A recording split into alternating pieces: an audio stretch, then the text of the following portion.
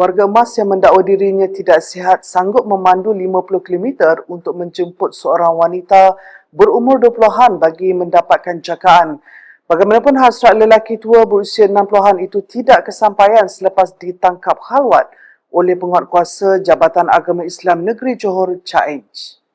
Pasangan itu ditahan dalam serbuan di sebuah rumah teres 2 tingkat di Johor Bahru jam 2.15 pagi semalam selepas menerima aduan awam.